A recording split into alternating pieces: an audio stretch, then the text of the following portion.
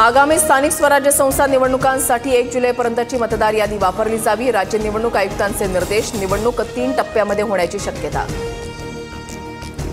मंत्री शिरसाटांना आयकरची नोटीस. दुसरीकडे शिंदे दिल्लीमध्ये गेल्यानं चर्चांना उधाण. शिंदेंनी बडे नेते आणि वकिलांच्या भेटी घेतल्याची चर्चा. तर सरकारमधील गँगवॉरची कहाणी सांगितली असेल, पटोलेंचा शिंदेंना टोला. मला आयकर विभागाची कोणतीही नोटीस आलेली नाही. संजय शिरसाटांच्या विधानाचा विपर्यास केला गेला. पत्रकारात श्रीकांत शिंदेंचं स्पष्टीकरण. राज ठाकरे 18 जुलैला मीरा रोडच्या दौऱ्यावर. मनसेच्या मोर्चानंतर आता राज ठाकरे स्वतः दौरा करणार. काय बोलणार याकडे लक्ष.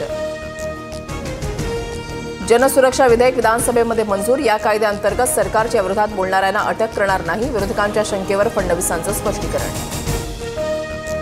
मराठी माणसाच्या घरांच्या मुद्द्यावरून विधान परिषदेमध्ये जोरदार खडाजंगी. अनिल परबांकडून गद्दार शब्दाचा वापर. तर बाहेर ये तुला दाखवतो.